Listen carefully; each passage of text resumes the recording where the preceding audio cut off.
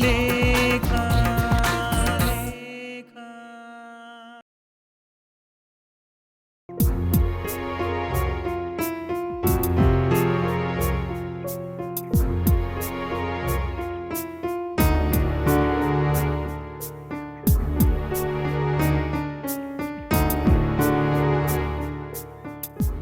Hello. Hi Prem, ಏನೋ ಮಾತಾಡಬೇಕು ಅಂತ ಹೇಳಿದ್ರಿ. ಅಷ್ಟೊಂದು ಅರ್ಜೆಂಟಾ? ಆರಾಮಾಗಿ ಕೂತ್ಕೊಂಡು ಮಾತಾಡ್ಬೋದಲ್ಲ ಪ್ಲೀಸ್.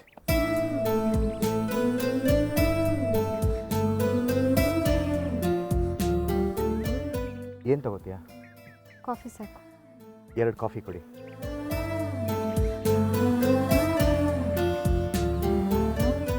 ಹೇಗಿದೆಯಾ? ಇದನ್ನು ಕೇಳಕ್ಕೆ ಕರ್ಸಿದ್ರಾ? ಹಾಗಲ್ಲ, ನಾವು ಮೀಟ್ ಮಾಡಿ 1 ವರ್ಷ ಆಯಿತು. ಅವತ್ತು ರೆಸ್ಟೋರೆಂಟಲ್ಲಿ ಮೀಟ್ ಮಾಡಿದಾಗ ಹೆಚ್ಚು ಮಾತಾಡೋಕ್ಕಾಗಲಿಲ್ಲ. ಮಾತಾಡೋಕ್ಕೆ ಏನಿದೆ ಪ್ರೇಮ್, ಎಲ್ಲ ನೀವೇ ನಿರ್ಧಾರ ಮಾಡಿದ್ದೀರಲ್ಲ. ನನಗೆ ಮಾತಾಡೋಕ್ಕೆ ಏನು ಉಳಿಸಿದ್ದೀರಾ? ಪಾಸ್ಟ್ ಬಗ್ಗೆ ಬೇಡ ಮೈತ್ರಿ, ಅದನ್ನು ಕೆದ್ಕೋದ್ರಿಂದ ಏನೂ ಪ್ರಯೋಜನ ಇಲ್ಲ. ನೀನು ನಿನ್ನ ಫ್ಯೂಚರ್ ಬಗ್ಗೆ ಯೋಚನೆ ಮಾಡಬೇಕಲ್ವಾ?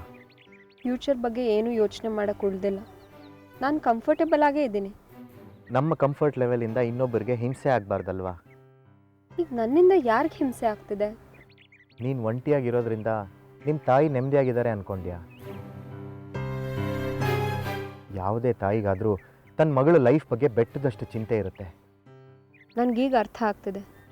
ನೀವು ಅವತ್ತು ನಮ್ಮ ಮನೆಗೆ ಬಂದಾಗ ಅಮ್ಮ ನಿಮ್ಮ ತಲೆ ಕೆಡಿಸಿದ್ದಾರೆ ಅನ್ಸುತ್ತೆ. ಛೇ, ಅಮ್ಮನ ಬಗ್ಗೆ ತಪ್ಪು ತಿಳ್ಕೊಬೇಡ. ನಾನು ನಿಮ್ಮ ಫ್ಯಾಮಿಲಿ ಕ್ಲೋಸ್ ಆಗಿದ್ದೀನಿ ಅನ್ನೋ ವಿಶ್ವಾಸದಿಂದ ಹೇಳಿದ್ರು ಅಷ್ಟೇ. ನನಗೂ ಮನಸ್ಸಿನ ಮೂಲೆಯಲ್ಲಿ ಎಲ್ಲೋ ಒಂದು ಕಡೆ ಗಿಲ್ಟ್ ಕಾಡೋಕ್ಕೆ ಶುರುವಾಯಿತು. ನೀನು ತಪ್ಪು ತಿಳ್ಕೊಳ್ಳಲ್ಲ ಅಂದರೆ ನಾನು ನಿನ್ನೊಂದು ಪ್ರಶ್ನೆ ಕೇಳ್ಬೋದಾ? ಏನು?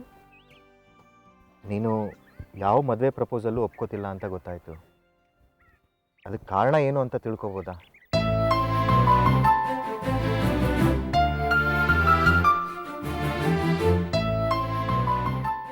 ಈ ಪ್ರಶ್ನೆ ಕೇಳೋದು ನಿಮಗೆ ಸುಲಭ ಅನ್ನಿಸ್ಬೋದು, ಆದರೆ ಉತ್ತರ ಕೊಡೋಕ್ಕೆ ನಂಗೆ ತುಂಬ ಕಷ್ಟ ಆಗುತ್ತೆ ಪ್ರೇಮ್. ಸಾರಿ, ನಿನ್ನ ಪರ್ಸ್ನಲ್ ವಿಷಯದಲ್ಲಿ ಇಂಟರ್ಫಿಯರ್ ಆಗ್ತಿದ್ದೀನಿ ಅಂತಲ್ಲ.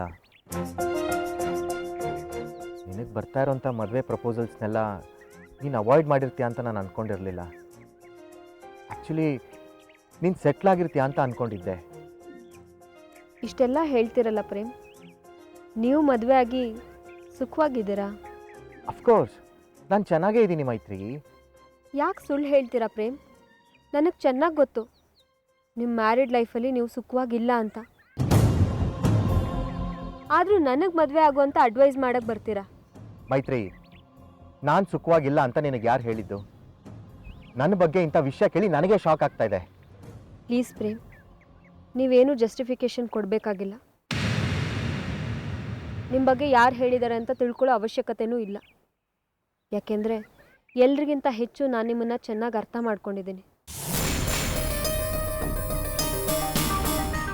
ನಿಮ್ಮ ಧ್ಯೇಯ ಆದರ್ಶಗಳಿಗೆ ಬದ್ಧರಾಗಿ ನೀವು ಯಾವುದೋ ನಿರ್ಧಾರನ ತೊಗೊಂಡಿರ್ಬೋದು, ಆದರೆ ನನಗೆ ಅಡ್ವೈಸ್ ಮಾಡೋ ಅವಶ್ಯಕತೆ ಇಲ್ಲ ಪ್ರೇಮ್. ನನಗೂ ಡಿಸಿಷನ್ ತೊಗೊಳ್ಳೋ ಮೆಚುರಿಟಿ ಇದೆ. ತುಂಬ ನಿಷ್ಠೂರವಾಗಿ ಮಾತಾಡ್ತಿದ್ಯಾ ಮೈತ್ರಿ. I can't help it. ಕೆಲವು ಸತ್ಯಗಳು ಕಹಿಯಾಗಿರುತ್ತೆ. ಅಂತ ಒಂದು ಸತ್ಯ ಗೊತ್ತಾದ ಮೇಲೆ ನಾನು ಡಿಸ್ಟರ್ಬ್ ಆಗಿದ್ದೀನಿ. ಈ ವಿಷಯನ ಇಲ್ಲಿಗೆ ಬಿಟ್ಬಿಡಿ, ಬರ್ತೀನಿ. ಮೈತ್ರಿ ಪ್ಲೀಸ್.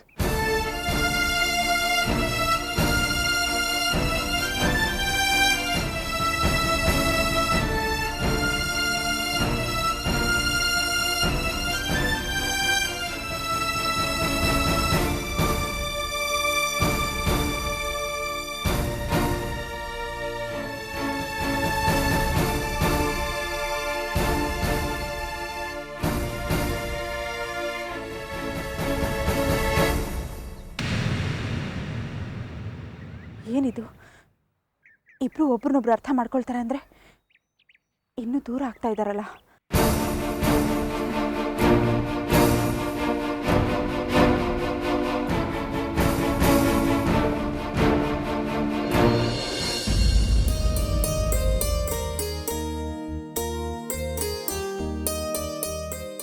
ಜಾಹ್ನವಿ, ಒಂದು ಲೋಟ ನೀರು ಕೊಡು ಕೂಸು. ಹಾಂ ಮಾವ.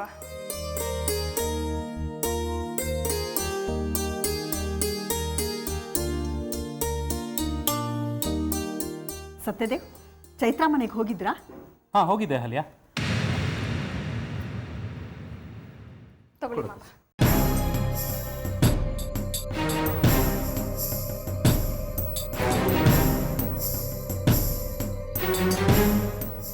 ಚೈತ್ರ ಹೇಗಿದ್ದಾಳೆ ಮಾವ?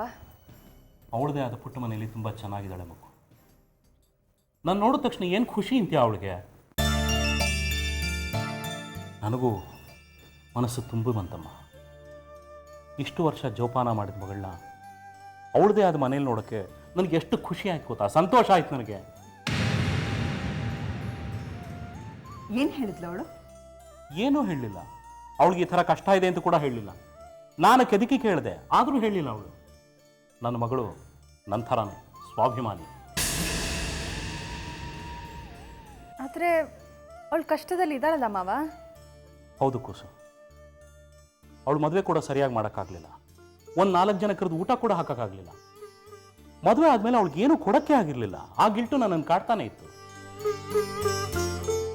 ಅದಕ್ಕೆ ನೀನು ದುಷ್ಯಂತ ಕಷ್ಟ ಇದೆ ಅಂತ ಹೇಳಿದಿಲ್ಲ, ಇದೇ ಒಳ್ಳೆ ಸಮಯ ಸಹಾಯ ಮಾಡೋಕ್ಕೆ ಅನ್ನಿಸ್ತು. ಅದಕ್ಕೆ ನನ್ನ ಕೈಲಾದ ಮಟ್ಟಿಗೆ ಒಂದು ಅಮೌಂಟ್ ಬರೆದು ಚೆಕ್ ಕೊಟ್ಬಿಟ್ಟು ಬಂದಿದ್ದೀನಿ ಅವಳಿಗೆ.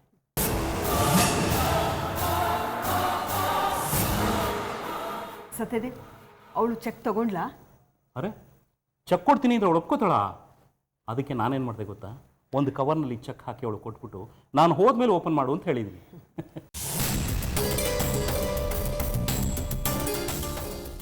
ಒಳ್ಳೆ ಕೆಲಸ ಮಾಡಿದ್ರಿ ಸತ್ಯದೇವ್. ಆದರೂ ಅವಳ ವಿಷಯ ನಿನಗೆ ಗೊತ್ತಲ್ಲ. ನಾನು ಈ ಕಡೆ ಬರ್ತಿದ್ದ ಹಾಗೆ ಕವರ್ ಓಪನ್ ಮಾಡಿ ಚೆಕ್ ನೋಡಿದ್ದಾಳೆ. ಚೆಕ್ ವಿಷಯವಾಗಿ ನನಗೆ ಫೋನ್ ಮಾಡಿದ್ಲು. ಅದಕ್ಕೆ ನಾನು ನಿನಗೆ ತೊಂದರೆ ಇದೆ ಅಂತ ಕೊಡ್ತಾ ಇದ್ದೀನಿ ಅಂತ ಹೇಳಲೇ ಇಲ್ಲ. ಕುಸು, ನಿನ್ನ ಮದುವೆಲಿ ನಾನು ಕೊಡಲೇಬೇಕಾಗಿತ್ತು, ನಿಂದೇ ದುಡ್ಡು, ಇಟ್ಕೊಮ್ಮ, ಬೇಡ ಅನ್ಬೇಡ ಅಂದೆ. ಮಾತೇ ಆಡಲಿಲ್ಲ ಅವಳು. ಹೋಗ್ಲಿ ಬಿಡಿ ಮಾವ, ಒಳ್ಳೆ ಕೆಲಸನೇ ಮಾಡಿದ್ದೀರಾ. ಈಗ ಅವಳಿಗೆ ನೆಮ್ಮದಿ ಆಗಿರತ್ತೆ. ಹೌದು ಕೂಸು, ಹೆಣ್ಮಕ್ಳು ಮದುವೆ ಮಾಡಿ ಬೇರೆ ಮನೆ ಕಳಿಸಿದ್ಮೇಲೆ ಅವ್ರ ಜವಾಬ್ದಾರಿ ಮುಗಿತು ಅಂತ ಕೈ ಒರೆಸ್ಕೊಳ್ಳುವಂಥ ವ್ಯಕ್ತಿ ನಾನಲ್ಲಮ್ಮ. ಮದುವೆ ಆದಮೇಲೆ ಹೆಣ್ಮಕ್ಳ ಜವಾಬ್ದಾರಿ ಇನ್ನೂ ಜಾಸ್ತಿ ಆಗುತ್ತೆ, ಆ ಥರ ಕಾನ್ಸೆಪ್ಟ್ ನಂದು. ಇವತ್ತೇ ಅಲ್ಲ ಮಗು, ಇನ್ನು ಮುಂದೇನೂ ಅಷ್ಟೇ. ನಾನು ನನ್ನ ಮಗಳಿಗೆ ಸಹಾಯ ಮಾಡ್ತಾನೇ ಇರ್ತೀನಿ.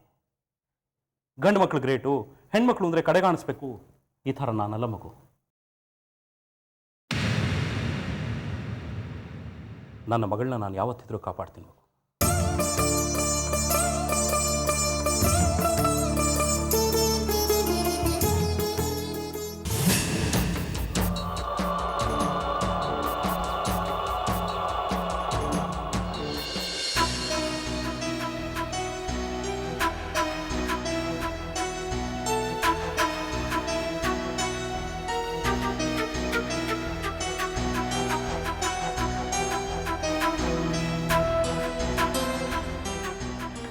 ದುಷ್ಯಂತ್, ಅಪ್ಪ ಇದನ್ನು ಕೊಟ್ಟಾಗ ನನಗಿದು ಚೆಕ್ ಅಂತ ಗೊತ್ತೇ ಇರಲಿಲ್ಲ. ಅವ್ರು ಹೋದ್ಮೇಲೆ ಕವರ್ ಓಪನ್ ಮಾಡಿ ನೋಡಿದೆ, ಆಗ ಗೊತ್ತಾಯಿತು ಇದು ಚೆಕ್ ಅಂತ. ಇಮಿಡಿಯೇಟಾಗಿ ಕಾಲ್ ಮಾಡಿದೆ. ಅವ್ರು ಹೇಳಿದರು ಇದು ನಿನ್ನ ಮದುವೆ ಗಿಫ್ಟ್ ಅಂತ. ಅಷ್ಟು ಪ್ರೀತಿಯಿಂದ ಕೊಟ್ಟಾಗ ಬೇಡ ಅಂತ ಹೇಳಿ ಜಂಬ ತೋರಿಸ್ಬೇಕಿತ್ತಾ? ದುಷ್ಯಂತ್, ಇದನ್ನು ಅವರು ನನಗಂತ ಕೊಟ್ಟಿರೋದು. ಪ್ಲೀಸ್ ಅರ್ಥ ಮಾಡ್ಕೊಳ್ಳಿ. ಇದರಲ್ಲಿ ಸ್ವಾಭಿಮಾನಕ್ಕೆ ಧಕ್ಕೆ ಬರೋಂಥದ್ದು ಏನೂ ಇಲ್ಲ, ಅವಮಾನನೂ ಆಗಲ್ಲ. ಆಯಿತು, ಇದು ನಿನಗೆಂತ ಕೊಟ್ಟರು ಹಣ ಅಲ್ವಾ, ನೀನೇ ಇಟ್ಕೋ. ನನಗೆ ತಗೊಳ್ಳಿ ಅಂತ ಬಲವಂತ ಮಾಡಬೇಡ ಪ್ಲೀಸ್. ನಂದು ಅಂದರೆ ಅದು ನಿಮ್ಮದು ಆಗಲ್ವಾ? ಕಷ್ಟ ಕಾಲದಲ್ಲಿ ಬಂದಿರೋ ಲಕ್ಷ್ಮಿನ ಬೇಡ ಅಂತ ಹೇಳಬೇಡಿ. ಅಪ್ಪಂಗೆ ಏನು ಅನ್ನಿಸ್ತೋ ಏನೋ, ಇದೇ ಟೈಮಲ್ಲಿ ಅವ್ರು ಇದನ್ನು ಕೊಡಬೇಕು ಅಂತ ಅನ್ನಿಸ್ತು, ಕೊಟ್ಟಿದ್ದಾರೆ. ಪ್ಲೀಸ್ ಪ್ಲೀಸ್ ದುಷ್ಯಂತ್, ಇದನ್ನು ತಗೊಳ್ಳಿ.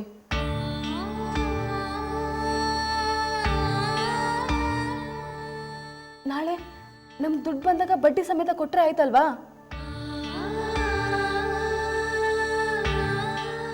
ಇಲ್ಲಿ ನೋಡಿ, ಇದನ್ನು ನಾವಾಗೆ ಕೇಳಿ ತೊಗೊಂಡಿರೋದಲ್ಲ. ಅದಕ್ಕೆ ಇದರಲ್ಲಿ ಅವಮಾನ ಆಗುವಂಥದ್ದೇನೂ ಇಲ್ಲ. ಮೊದಲು ಇದನ್ನು ಫೈನಾನ್ಷಿಯರ್ಗೆ ಕೊಟ್ಟು ನಿಮ್ಮ ತಲೆಭಾರನ ಕಡಿಮೆ ಮಾಡ್ಕೊಳ್ಳಿ.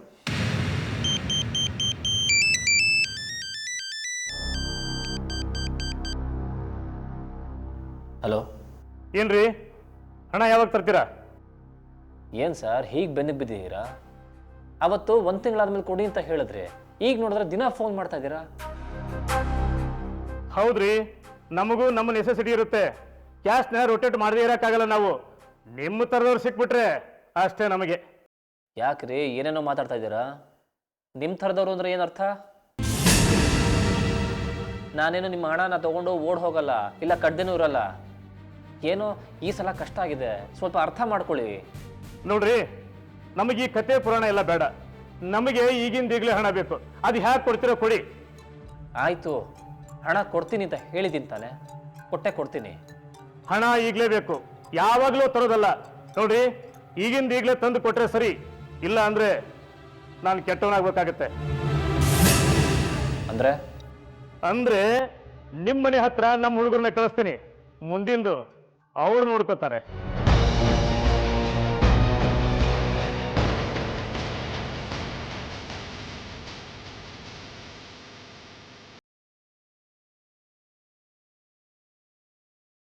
ಏನಾಯಿತು?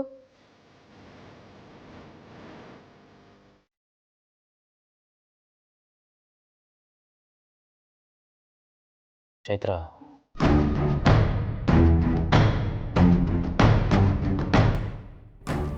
ಈಗ ಸದ್ಯಕ್ಕೆ ಈ ಚೆಕ್ನ ಕೊಟ್ಟಿರೋ ಅವನು ಯಾಕೋ ನಾನು ಏನು ಹೇಳಿದ್ರು ಕೇಳೋ ಥರ ಕಾಣಿಸ್ತಾ ಇಲ್ಲ. ಮತ್ತೆ ತಗೊಳ್ಳಿ, ಮೊದಲು ಅವ್ನಿಗೋಗಿ ಕೊಡಿ ಇದನ್ನ.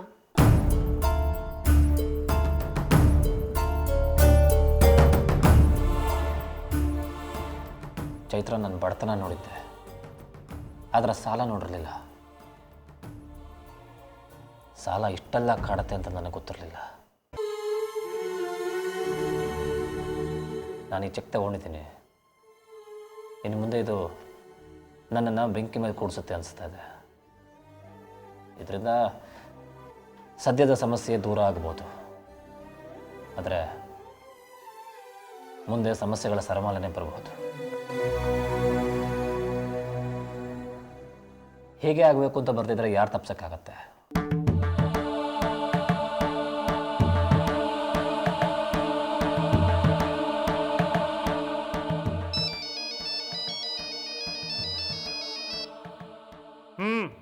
ಹೇಳು. ಸರ್, ನಿಮ್ಮ ಹಣನ ಈಗಲೇ ತರ್ತಾ ಇದ್ದೀನಿ.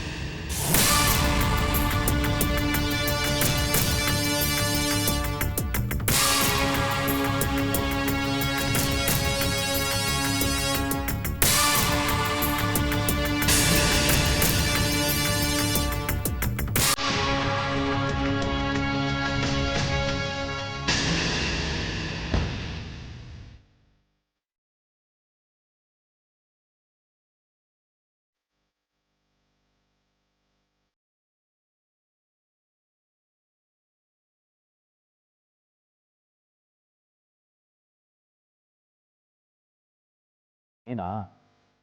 ನಾನೇ. ಏನು ಗುರುವೆ, ಏನು ಸಮಾಚಾರ? ಪತ್ರಿಕೆ ನಡೆಸ್ತಿರೋದು ನೀನು, ಸಮಾಚಾರ ಎಲ್ಲ ನಿನಗೆ ಗೊತ್ತಿರಬೇಕು. ಹೇಗೆ ನಡೀತಿದೆ ಜೀವನ? ಸೂಪರಾಗಿ ನಡೀತಿದೆ, ಥ್ರಿಲ್ಲಿಂಗ್ ಆಗಿದೆ ಜೀವನ. ತುಂಬ ಕೊಚ್ಕೊಂಡಿದ್ದೆ. ನನ್ನ ತಂಗಿನ ನಮ್ಮ ಮನೆಯಿಂದ ಕರ್ಕೊಂಬರ್ಬೇಕಾದ್ರೆ ಚೈತ್ರನ ಹಾಗೆ ಸಾಕ್ತೀನಿ, ಹೀಗೆ ಸಾಕ್ತೀನಿ, ಯಾರ ಹತ್ರನೂ ದುಡ್ಡಿಗೆ ಕೈ ಚಾಚಲ್ಲ, ಪ್ರಪಂಚ ದೊಡ್ಡದಾಗಿದೆ, ನನ್ನ ಹೆಂಡತಿಗೆ ಒಂದು ತುತ್ತು ಊಟ ಆಗ್ತಾ ಇರೋಷ್ಟು ಅಯೋಗ್ಯ ನಾನಲ್ಲ, ಹಾಗೆ ಹೀಗೆ ಅಂತ ಬುಡ ಬಿಟ್ಟೆ. ಬುರುಡೆ ಏನು ಬಿಡ್ತಿಲ್ಲ ನಾನು, ಆ ಮಾತಿನ ಪ್ರಕಾರನೇ ನಡೀತಾ ಬದುಕ್ತಾ ಇದ್ದೀನಿ. ನನ್ನ ಹೆಂಡ್ತಿನ ನಾನೇ ಸಾಕ್ತಾ ಇದ್ದೀನಿ, ಯಾರ ಹಂಗೂ ಯಾರ ಸಹಾಯನೂ ಇಲ್ಲದೆ ಬದುಕ್ತಾ ಇದ್ದೀನಿ. ನನ್ನ ಮಾತಿಗೆ ನಾನು ಬದ್ಧನಾಗಿದ್ದೀನಿ. ಏನು ಸತ್ಯ ಹರಿಶ್ಚಂದ್ರನ ಕೊನೆ ತುಂಡು ನೀನು. ಅನಿರುದ್ಧ್, ಏನು ಮಾತಾಡ್ತಿದ್ಯಾ? ಒಂಥರ ಮಾಡ್ರನ್ ಭಿಕ್ಷುಕ ನೀನು. ಚೆನ್ನಾಗಿ ಭಿಕ್ಷೆ ಎತ್ತುತ್ತೀಯ. ಅನಿರುದ್ಧ್, ಏನು ಹಾಗೆ ಮಾತಾಡ್ತಿದ್ಯಾ? ಭಿಕ್ಷುಕ ಗಿಕ್ಷುಕ ಅಂತಲ್ಲ, ನಾಲ್ಗೆ ಬಿಗಿ ಹಿಡಿದು ಮಾತಾಡೋ. ನಿನ್ನ ಮಾತಿನ ಮೇಲೆ ನಿನಗೆ ಗಮನ ಇರವಲ್ಲ ಅದವ್ರೆ. ಭಿಕ್ಷೆನೇ ಎತ್ತಲ್ಲ ಅಂತ ಹೇಳಿದ ಭಿಕ್ಷುಕ ನೀನು. ಅಲ್ಲ, ಇಷ್ಟೆಲ್ಲ ಮಾತಾಡೋ ಭೂಪ ನಮ್ಮಪ್ಪನ ಹತ್ರ ಹೇಗೆ ಬಹುತಿ ಭಿಕ್ಷಾಂ ದೇಹ ಅಂತ ಬೇಡ್ಕೊಂಡು ಹೋದೆ? ನಾನು ನಿಮ್ಮಪ್ಪನ ಹತ್ರ ಹಣ ಕೇಳದ್ನ? ನೆವರ್. ಬೇಕಿದ್ರೆ ನಿಂತ ಜಾಗದಲ್ಲೇ ಪ್ರಾಣ ಬಿಟ್ಬಿಡ್ತೀನಿ, ಭಿಕ್ಷೆ ಅಂತೂ ಬೇಡಲ್ಲ. ಈಗ ಬೇಡಿದ್ದಾಗಿದೆಯಲ್ಲ, ನಮ್ಮಪ್ಪನ ಜಾಣ್ ತಂದು ನಮ್ಮ ಮನೆಗೆ ಕರೆಸ್ಕೊಂಡು ದೊಡ್ಡ ಗಂಟೆಗೆ ಚೆಕ್ ಬರೆಸ್ಕೊಂಡಿದ್ದು ಭಿಕ್ಷೆ ಅಲ್ವಾ? ನಿನ್ನ ಹೆಂಡತಿ ಕೈಯಲ್ಲಿ ಫೋನ್ ಮಾಡಿಸಿ ಕುಯ್ಯೋ ಮರ್ರೋ ಅಂತ ಗೋಳಾಡಿ ಎಮೋಷ್ನಲ್ ಬ್ಲ್ಯಾಕ್ ಮೇಲ್ ಮಾಡಿಸಿ ದುಡ್ಡು ತೊಗೊಂಡಿದ್ದು ಭಿಕ್ಷೆ ಅಲ್ವಾ? ದೊಡ್ಡ ಭಿಕ್ಷುಕ ನೀನು. ನೋಡು, ಚೈತ್ರಂಗೆ ನಾನೇನು ಹಣ ಕೇಳು ಅಂತ ಹೇಳಲಿಲ್ಲ. ಸ್ವತಃ ನಿಮ್ಮ ತಂದೆನೇ ನಮ್ಮ ಮನೆಗೆ ಬಂದು ಮನೆ ಮಗಳಿಗೆ ಅರಿಶಿನ ಕುಂಕುಮ ಅಂತ ಕೊಟ್ಟಂಥ ಹಣ ಅಂತ ಗೊತ್ತಾಯಿತು. ಅದನ್ನು ನಾನು ಬೇಡ ಅಂತಲೇ ಹೇಳಿದ್ದೆ. ಆದರೆ ತಂದೆ ಮಗಳ ಬಾಂಧವ್ಯಕ್ಕೆ ಅಡ್ಡಿ ಬಂದರೆ ಚೆನ್ನಾಗಿರಲ್ಲ ಅಂತ ಸುಮ್ಮನಾದೆ. ಅಳಿಯ ಅಲ್ಲ ಮಗಳ ಗಂಡ, ಭಿಕ್ಷೆ ಬೇಡಲಿಲ್ಲ. ಆದರೆ ನಮ್ಮಪ್ಪನೇ ಸಹಾಯ ಮಾಡೋ ಹಾಗೆ ಮಾಡಿ ಅರಿಶಿನ ಕುಂಕುಮದ ಹೆಸರಲ್ಲಿ ತೊಗೊಂಡ್ರು ಭಿಕ್ಷೆ. ಅದು ಹೇಗೋ ತೊಗೊಂಡ್ಳು ಅವಳು. ಅವರಪ್ಪನೇ ತವ್ರ ಮನೆ ಉಡುಗೊರೆ ಅಂತ ಕೊಟ್ಟಾಗ ಹೇಗೆ ಬೇಡ ಅಂತಾಳೆ? ಹಾಂ, ಹೆಂಡತಿ ಕೈಯಲ್ಲಿ ಭಿಕ್ಷೆ ಎತ್ತಿಸಿ ಅದನ್ನು ನೀನು ಕಿತ್ಕೊಂಡ್ಬಿಟ್ಟೆ ಅಲ್ಲ. ಹೊರಗೆ ಸಮಾಜಕ್ಕೆ ಸ್ವಾಭಿಮಾನಿ ಹಾಗೆ ಹೀಗೆ ಅಂತ ಪೋಸ್ ಕೊಡೋದು ಮಾಡೋದು ಇಂಥ ಚಿಲ್ಲರೆ ಕೆಲಸ. ನಿನಗೆ ಅಷ್ಟೊಂದು ಸ್ವಾಭಿಮಾನ ಇದ್ದಿದ್ರೆ ನೀನು ಆ ದುಡ್ಡನ್ನ ಮುಟ್ಟಬಾರ್ದಿತ್ತಲ್ವಾ? ಎಲ್ಲಿ ಹೋಗ್ತಾ ಇದೆಯಾ ಈಗ? ಫೈನಾನ್ಷಿಯಲ್ಸ್ ಕುತ್ತಿಗೆ ಮೇಲೆ ಕೂತಿದ್ದಾರೆ ಅಂತ ಗೊತ್ತಾಯಿತು. ಅದಕ್ಕೆ ನಮ್ಮ ಅಪ್ಪನ ಹತ್ರ ದುಡ್ಡು ಇಸ್ಕೊಂಡು ಸಾಲ ತೀರ್ಸೋಕೆ ಹೋಗ್ತಿದೆಯಾ? ನಾಚಿಕೆ ಆಗಲ್ವ ನಿಮಗೆ? ಮಾತಿಗೆ ಮುಂಚೆ ಸ್ವಾಭಿಮಾನದ ಮಾತಾಡೋ ನೀನು ನನ್ನ ತಂಗಿ ಹಣನ ಹೇಗೋ ತಗೋತೀಯ? ಅವಮಾನ ಅನ್ಸಲ್ವ ನಿಮಗೆ? ನೋಡು, ನನಗೆ ಆ ಹಣ ಬೇಡ ಅಂತ ಹೇಳಿದೆ, ತೊಗೊಂಡು ಹೋಗಿ ವಾಪಸ್ ಕೊಡು ಅಂತಲೂ ಹೇಳಿದೆ. ಆದರೆ ಚೈತ್ರ ಕೇಳಲಿಲ್ಲ.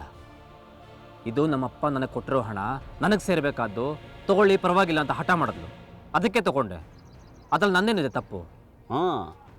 ಹೆಂಡತಿ 1000 ಹೇಳ್ತಾಳೆ, ಅವಳು ಏನೇ ಕೊಟ್ಟರು ಅವಳು ತವ್ರ ಮನೆಯಿಂದ ತಾನೇ ಕೊಟ್ಟಿದ್ದಾಳೆ. ನಮ್ಮ ಮನೆ ದುಡ್ಡು ಮುಟ್ಟಲ್ಲ ಅಂದವನು ಹೇಗೋ ತಗೊಂಡೆ ನೀನು? ಫುಲ್ ರಾಜಿ ಆಗ್ಬಿಟ್ಯಾ? ಸೋತು ನೆಲ ಕಚ್ಬಿಟ್ಯಾ? ಪಾಪರಾಗೋದೆ ಅಂತ ಹೇಳ್ಬಿಡು. ನಿನ್ನ ಸಾಲ ಎಲ್ಲ ನಾನೇ ತೀರಿಸ್ಬಿಡ್ತೀನಿ. ಅನಿರುದ್ಧ್, ಯಾಕೆ ಅವಮಾನ ಆಗುತ್ತಾ? ನೀನು ಮಾಡ್ಕೊಂಡಿರೋ ಸಾಲ ತೀರಿಸೋಕ್ಕೆ ಸತ್ಯದ ದುಡ್ಡೇ ಬೇಕಾ ನಿನಗೆ? ಅದು ಬರೀ ಸತ್ಯದ ದುಡ್ಡಲ್ಲ, ನನ್ನ ದುಡ್ಡು ಹೌದು. ನನ್ನೆಲ್ಲೂ ಹೇಗೋ ಮುಟ್ತೀಯ ನೀನು? ಅನಿರುದ್ಧ್, ಅಷ್ಟೊಂದು ಸ್ವಾಭಿಮಾನ ಇದ್ರೆ ಸೂಸೈಡ್ ಮಾಡ್ಕೋ. ಹೆಂಡತಿ ದುಡ್ಡನ್ನು ಬಳಸ್ಕೋತೀಯ? ಶೇಮ ನೀವು.